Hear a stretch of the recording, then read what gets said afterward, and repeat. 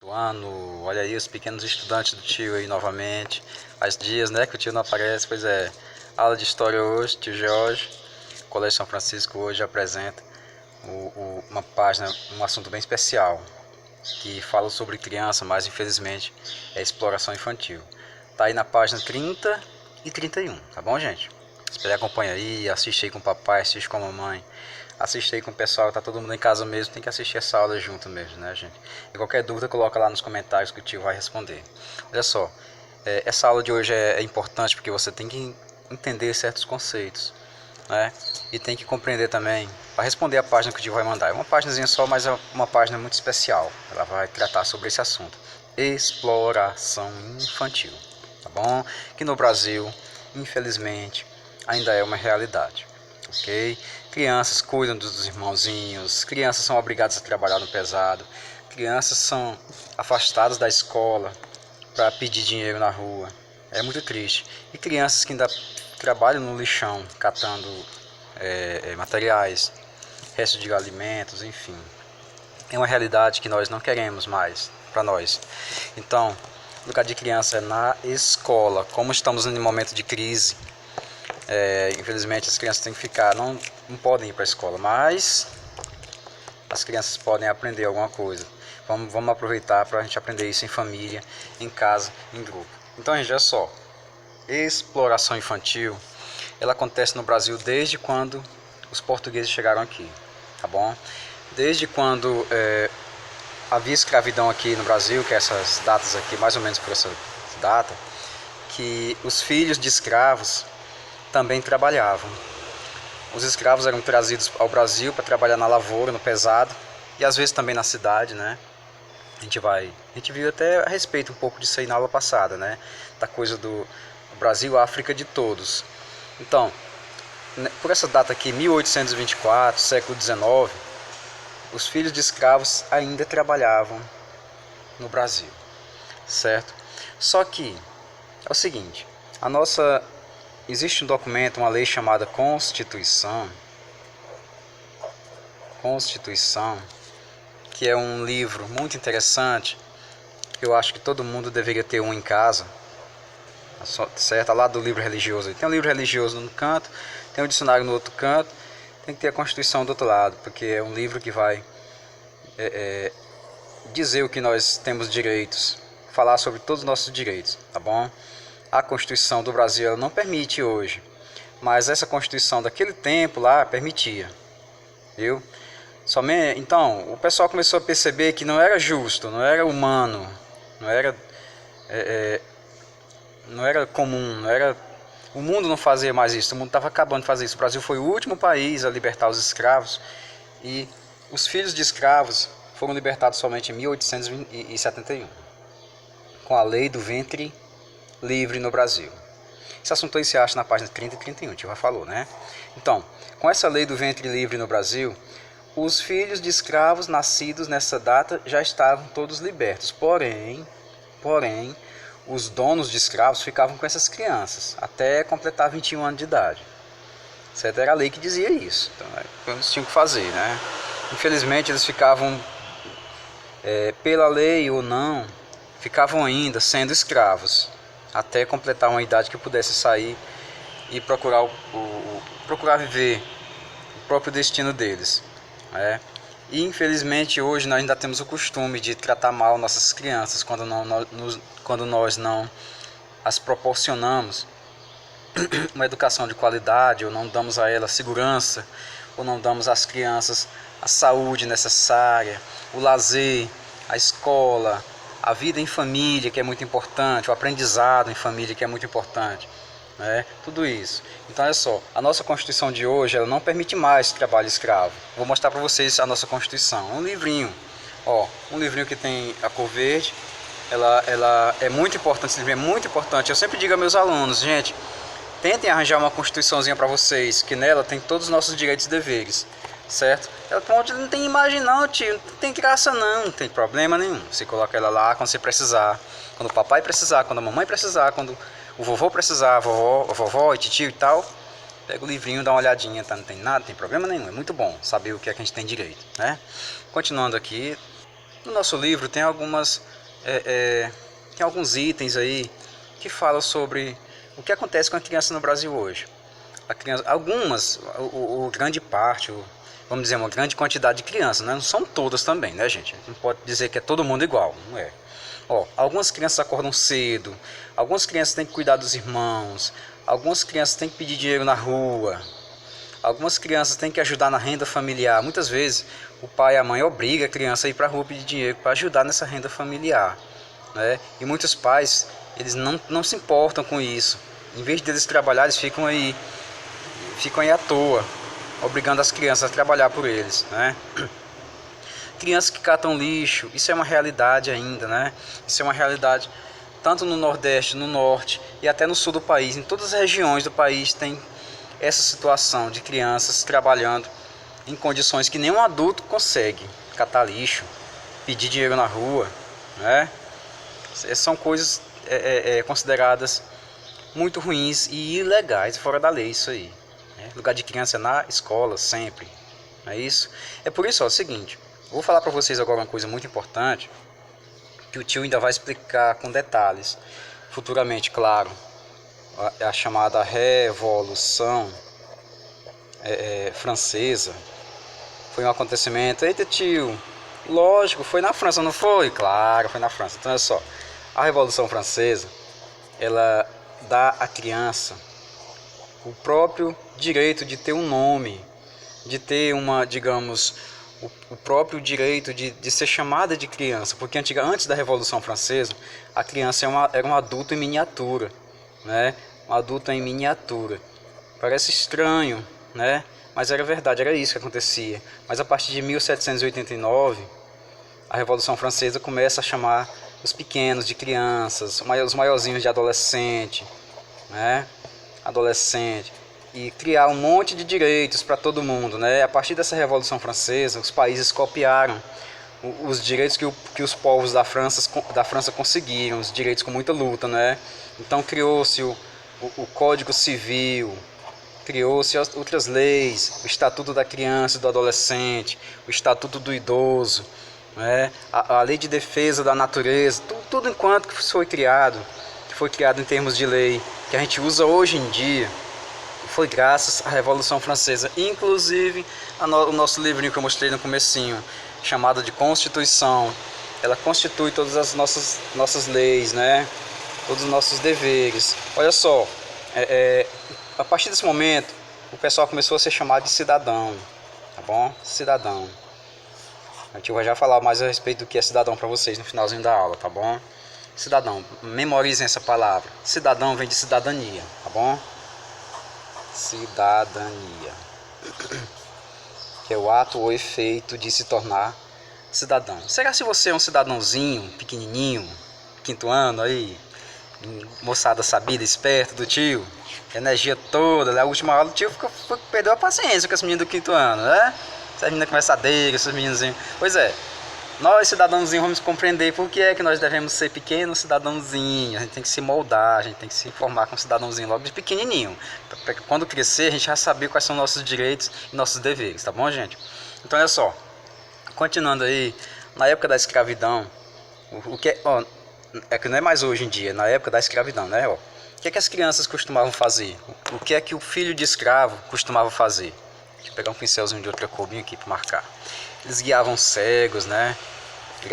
Guiavam cegos, levavam lixo para a rua, e o lixo não era agradável não, era lixo de esgoto, que eles eram obrigados a carregar em baldes para jogar lá no meio da rua mesmo. No Rio de Janeiro, por exemplo, era uma cidade péssima, de péssimas condições higiênicas, na época da escravidão, né? Então o pessoal jogava lixo, era na rua mesmo, ali, os baldes de lixo. Cuidar de cavalos, imagina uma criança tão pequena tendo que cuidar de cavalo, né? Nem muitos adultos conseguem ou conseguiam. Buscar latas de água, um serviço muito penoso. Aqui é os meninos que faziam, né? A tarefa dos meninos, tá? E a tarefa das meninas no tempo da escravidão era essa: ajudar na cozinha, né? Costurar, lavar pratos, limpeza, varrer quintal, esse serviço manual que era feito em casa. Inclusive, quando as primeiras escolas vieram para o Brasil, tinha as escolas dos meninos, onde eles aprendiam a ler, escrever e contar, E tinha a escola das meninas, que além de saber ler, escrever e contar, elas tinham que aprender também a costurar, lavar, cozinhar, essas coisas. Até na escola elas eram obrigadas, tinham a obrigação de aprender essas coisas. Enfim, infelizmente é triste. Ó, na página 31 tem esses itens aí, todos correlacionados, tá bom, gente?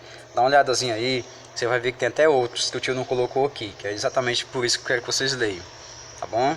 Meninos e meninas, meus pequenos estudantes do 5º ano, continuando aí. Então, meus amiguinhos, ó, no período industrial, que é no tempo que o pessoal começou a montar as fábricas no mundo todo, não é só no Brasil não, as crianças eram obrigadas a trabalhar, tá bom? Acordava-se 5 horas da manhã e trabalhava-se até as 10 ou mais da noite, ok? O que é que sobrava para essas criaturinhas? Nada, né? Não tinha tempo nem de imaginar no futuro, não tinha tempo de brincar, não tinha tempo de fazer nada. Imagine você, uma sociedade de adultos crescendo dessa maneira, né? Então, professor, eu sou muito novo para entender essas coisas. É por isso que a gente tem que explicar para vocês com cuidado, porque vocês são novinhos para entender essas coisas. No futuro, quando vocês forem administrar o país, vocês vão entender que isso precisa ser combatido. Essa desigualdade precisa ser combatida. Por que é que não está sendo combatida hoje? Porque no passado as crianças não aprenderam nada, eles não tiveram essas instruções, essa realidade, não sentiram nada com isso. A dor do outro, a dor que o outro sentia, não era a dor que ela sentia. Então é por isso que o Brasil ainda continua dessa maneira. Mas vocês, eu digo até que vocês não são o futuro, vocês são a única esperança do Brasil. Então vocês têm logo que entender que combatendo o abuso e a exploração infantil é planejar um futuro melhor, com certeza. E na época da indústria acontecia isso, só que o mundo todo estava consciente de que isso tinha que acabar. E no Brasil isso acaba em 1943, aqui no século XX. Tá bom? O século XX foi um tempinho desse, quando o tio nasceu no século XX. Né? Então, em 1943, o Getúlio Vargas, que era um presidente na época, ele proíbe menores de 14 anos de trabalhar. Quem fizesse menor de 14 anos trabalhar iria para a prisão, ou então seria processado, dependendo do tipo de trabalho, certo? Então, aqui já começamos a avançar um pouco. Só que as pessoas não respeitavam isso. Elas acabavam obrigando as crianças a trabalhar de um jeito ou de outro. O nome dessa lei que proibiu o trabalho infantil foi a CLT. Além de proibir o trabalho infantil, ela trouxe outras coisas que a gente vai falar futuramente para vocês, como salário mínimo, férias que não existiam no Brasil, né? Licença feminina para ganhar o bebê, enfim, tudo isso tem na CLT, uma lei muito bonitinha, né? Enfim, olha aí, o que é que nós temos que entender dessa parte bem aqui? Um avanço social que aconteceu. Só que o pessoal não respeitava muito esse avanço social, eles acabavam desobedecendo o governo e mesmo assim colocando as crianças para trabalhar. Até os pais mesmos faziam isso, para aumentar a renda da família. O governo quer me obrigar a fazer isso, mas eu não tenho condição, eu vou ter que colocar meu bebê para trabalhar e dessa maneira vai aumentar a renda familiar. Hoje nós entendemos que o importante mesmo é a educação, porque conhecimento é o grande poder do século XXI, que é o século que nós estamos. O grande poder, a grande matéria-prima, o grande poder mesmo que nós temos em mãos é o conhecimento. Não tem nada que vá substituir isso. É uma riqueza, certo? Presta atenção no que o tio vai dizer para vocês. Conhecimento é uma riqueza que ninguém nunca vai tomar de nós, tá bom, gente? Por isso estudem cada vez mais, tenham um gosto pelos estudos. Enfim, vamos continuar agora. Tio fala demais, né? Vamos lá, continuar agora. A Declaração dos Direitos da Criança, que também está no livro de vocês, alguns itens que eu coloquei aqui, não coloquei todos, mas olha só, o que é que a Declaração dos Direitos da Criança ela faz? Isso aqui é um documento, um acordo assinado, juntamente com a ONU, juntamente com a Unicef, e juntamente com todos os países do mundo, para cuidar de nosso futuro. Não é só cuidar de nossas crianças, é cuidar do nosso futuro, que todo mundo está entendendo que a criança não é só o futuro, a criança é a única esperança do planeta. Então, o que é que essa Declaração do Direito da Criança está dizendo? Direito à educação, certo? Moradia, lazer, saúde, ok? Belezinha pura? Ok, vamos lá. Não ser explorada, ninguém merece ser explorado, ninguém nasceu para ser explorado, tá bom? não ser discriminado. Ah, eu não vou brincar com fulano porque fulano não é do meu tamanho, porque fulano usa óculos, porque fulano não sei o que. Então, não pode ser discriminado, tá bom? Criança tem que ser amada e compreendida. E criança também tem que compreender, viu, gente? Tá bom? Vocês também tem que compreender que o que o coleguinha tá passando pode ser um problema e se você puder ajudar, ajude. Não isole o coleguinha. Quando chegamos nesse item aqui e você ligar esses dois itens aqui, você pode entender o seguinte: não isolem os coleguinhas. O problema que ele pode estar passando pode ser grave, pode ser sério, né? Não ser discriminado e tem que ser amado e compreendido, ok? Ser amigo é muito bom. E dentro da nossa ciência humana, que é a história, a gente ainda vai estudar muita coisa a respeito de seres humanos, sociedade. A gente está vendo só sociedade hoje, mas tem texto aí que fala de política, tem texto que fala de economia, tem texto que fala de religião, de cultura. E o tio tem que falar tudo isso para vocês, né? Então, olha só. É importante ter direito? Sim. Não é bom ter direito? É ótimo, maravilhoso. Porém, preste atenção na frase do Rousseau, que agora é um puxãozinho de orelha aqui, ó. Rousseau, como lembra Jean-Jacques Rousseau, um grande filósofo político, ele lembra o seguinte: seu direito acaba quando começa o direito do outro. Tá bom, minha gente? Seu direito acaba quando... Lembrem disso, para todo lugar que vocês forem, seu direito acaba quando começa o direito do outro. Sabe o que é que isso significa? Significa que além de direito, nós também temos deveres, meu povo. Se você quer silêncio, você também tem que fazer silêncio. Quando acabar essa crise e a gente voltar para a escola, quando você estiver aprendendo a lição, aprendendo a matéria direitinho, pronto, você deixa seu coleguinha aprender também, não faça barulho. Seu coleguinha precisa aprender. Então, seu direito é de aprender. O do coleguinha também. O seu direito é de ter um lugar limpo, uma cidade limpa, uma rua limpa, sua casa limpa, tudo. Pois não suje, não jogue papel no chão, não jogue coisa no lugar, porque você também tem dever de manter as coisas em ordem. Você quer um mundo melhor? Seja esse mundo melhor, tá bom, pessoal? Então, isso aí é só para dizer para vocês que além de direito, nós também temos deveres. Deveres são obrigações. Ah, o professor... eu sento bem na frente ou eu sento lá atrás para conversar. Eu conversando, eu acabo atrapalhando o entendimento de muita gente. Pois não faça mais isso, porque não adianta você lutar pelo seu direito hoje ou amanhã. Hoje você talvez não se importe muito com isso, mas amanhã, quando você estiver grandinho e disser assim: agora eu vou administrar o meu país. E aí, como é que vai ser? Só vai ter direito você? Não vai ter dever, não? Então é por isso que a gente tem que falar dos dois pontos, viu, gente? E a frase do Jean-Jacques Rousseau é ótima para isso. Seu direito acaba quando começa o direito do outro. Tá bom? Pessoal, essa foi nossa aulinha de hoje. Lembrem-se, o tio tá sempre aqui com vocês. Embora vocês não me vejam nas videoaulas, eu tô aqui. Deixem seu comentário aí, qualquer dúvida, tá ok? Grande abraço, minha querida turminha do 5º ano, cheia de energia. Voltamos na próxima semana.